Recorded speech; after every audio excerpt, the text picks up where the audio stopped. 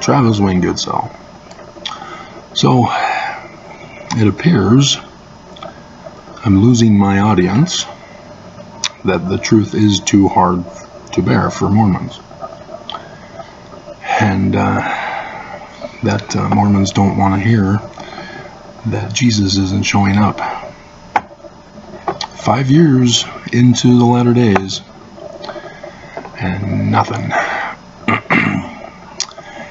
And if you're clueless about that, I guess it's because when I went on my New York mission as a 19-year-old, I had plenty of time because of the particular companions I had for the 2 years. I decided to go through the whole Bible, and I had gotten colored markers when I was in Massapequa Park at the mall on the other side of the fence from us, and I used the purple to highlight anything that would have to do with the second coming, as I thought at that time.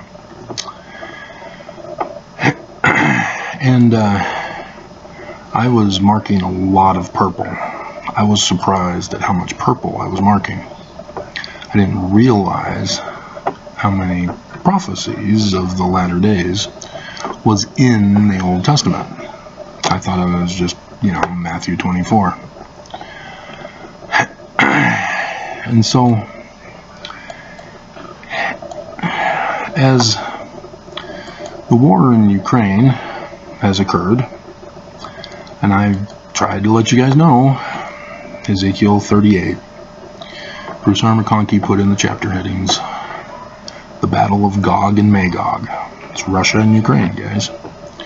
The children of Japheth, or Japheth, which, who cares about phonetics? But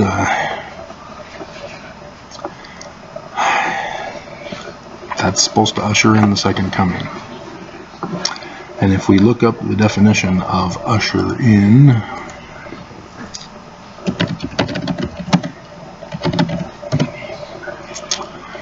to serve, to bring into being, a discovery that ushered in a period of change, to mark or observe the beginning of ushered in the new year with merrymaking. So this is the beginning. And so what does it say again from Bruce?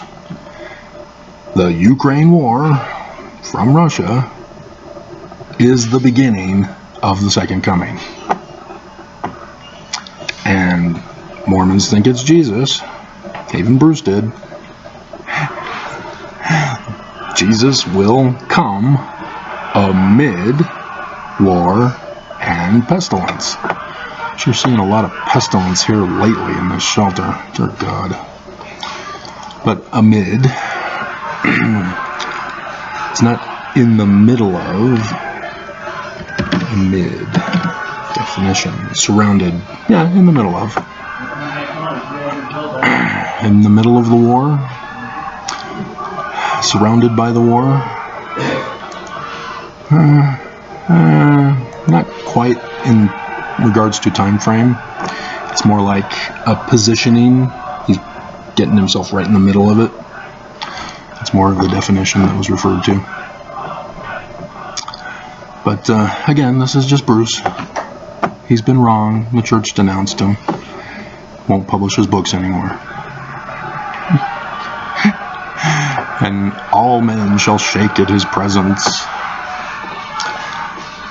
And so, then it goes on to speak messianically. As if it wasn't for Bruce, nobody would understand this chapter. And so, where is he then? There's other prophecies that have happened. They've come, they've gone, signs in the heavens, events on earth. Like I said, we're 5 years in. This is it. It's happening.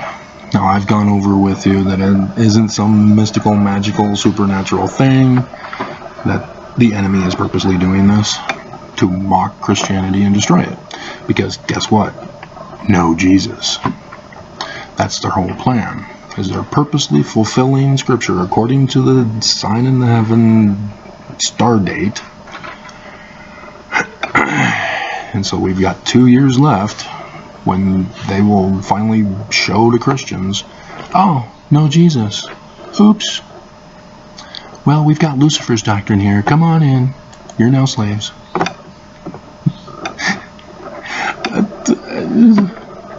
But the church is also planning to destroy itself because they're claiming to be Christian. And if you're going to destroy Christianity, you got to destroy yourself. And they're still embracing Joseph Smith and the Book of Mormon, having turned it to Christian for the sole purpose of destroying them once and for all.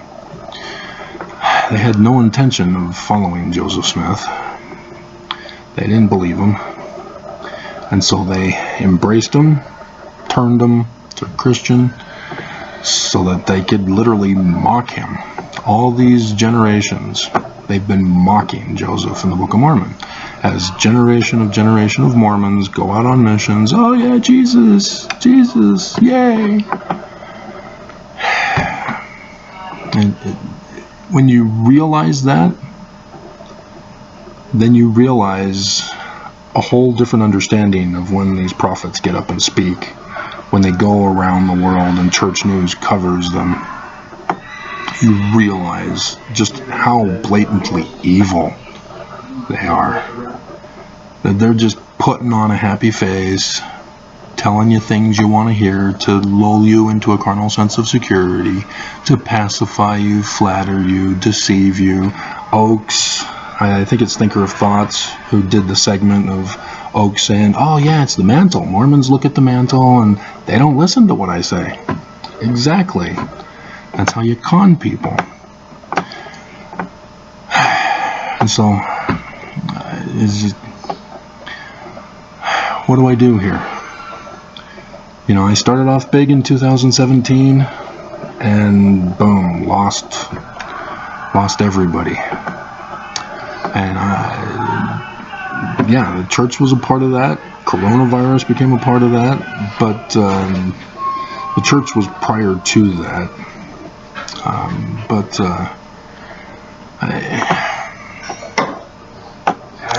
mean, look at what they did to me, guys. And you're still not believing? You know, they don't do this to Ex-Molex. Her family is taking care of that job. You know, nobody else, just me. And dear God, what they did plotting the last couple of years, they literally, as I look back, having seen what happened, oh my God, these guys are evil. Seriously. And to get people to do their bidding as they would fire those who failed all these 2 years. Finally, they got people to do their will, to extort them and force them to do criminal activity. And I can't get anybody in the state, or, I mean, obviously the state, but the federal government, still sitting here rotting while they're saying, oh no, we're being thorough, we're taking our time, making sure everything is right. Yeah. In the meantime, I die.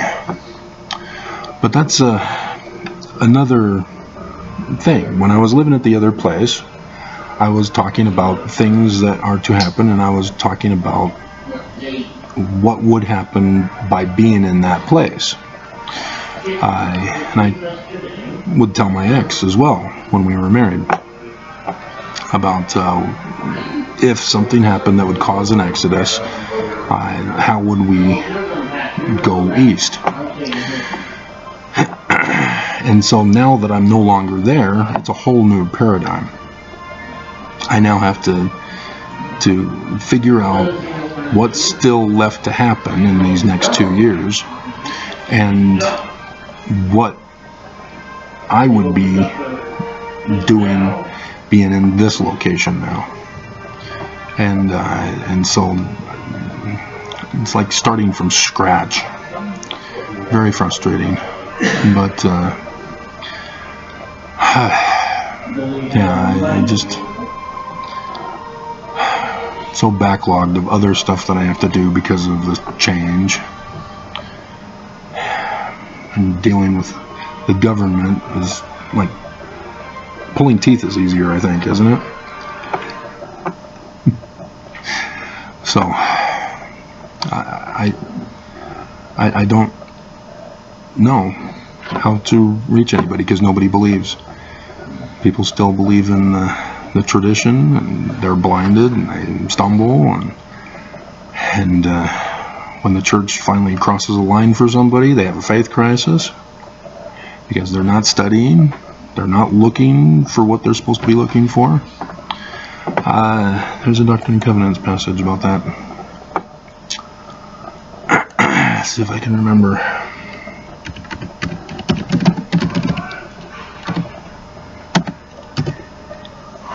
Signs 39.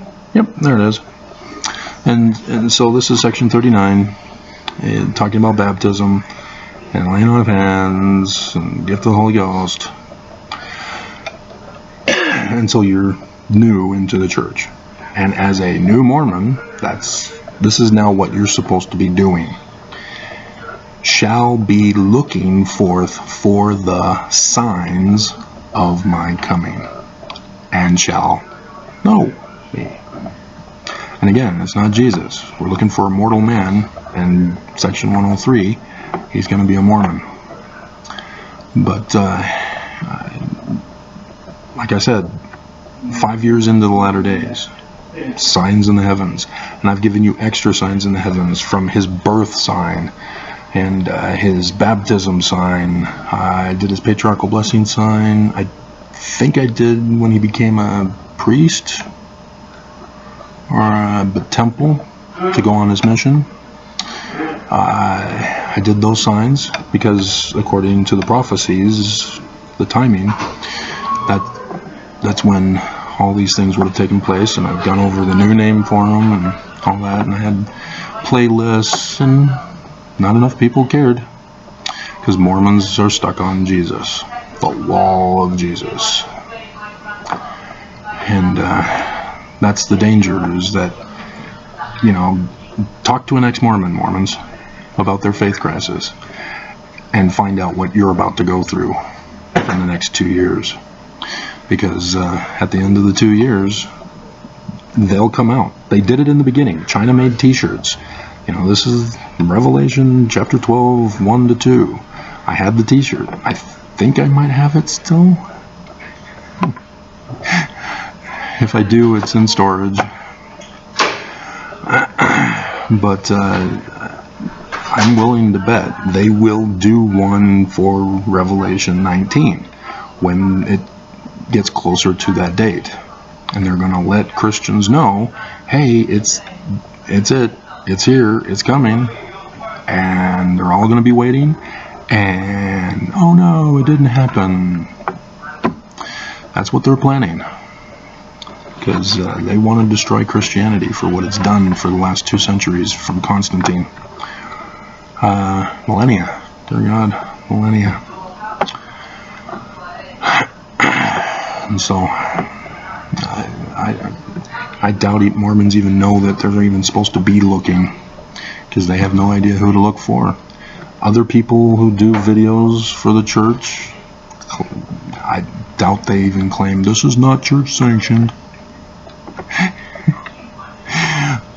They just tell Mormons whatever their will is for them to believe in, and they pretty much go over Matthew 24, and they might do Adam on Diamond, as I saw the one person do the other day, or the other week. But yeah, when you start with an incorrect foundation, the whole rest of the building is in ruins. It's going to collapse with the foundation. And Mormons don't understand that concept. You have to know the foundation. And that, for religion, it's the theology. You have to get the theology correct. And for religion, it's difficult because everybody creates their own theology. So, alrighty. But yeah, we still have that Exodus, don't we? Unfortunately, I went over the Exodus patterns. I did playlists for those too, and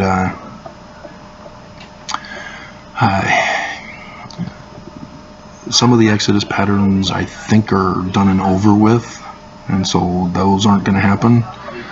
And I'm trying to think back. I mean, there's lots of them. Even after I did them, I found more. It's just how the Book of Mormon was written. It was written as a Exodus pattern for Mormons to study. As they see the signs, then they will read the Book of Mormon and go, okay, this is an Exodus pattern, and they'll be inspired, hopefully, and as they find their Messiah, they're supposed to hearken unto him. Otherwise, they shall be utterly destroyed, and that's what's coming. So, yeah, my whole paradigm has changed, trying to figure out what this new one is. 5 years, and now I have to start all over again. Dear God. But at least I know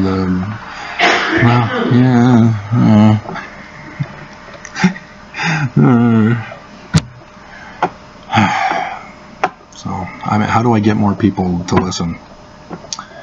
I don't know. I'm not sure if it's the YouTube employee who puts in the algorithm to silence me, or if it's the title, I just didn't word it correctly, or if it's the thumbnail that I use that nobody cares about. I don't know. So, we'll see.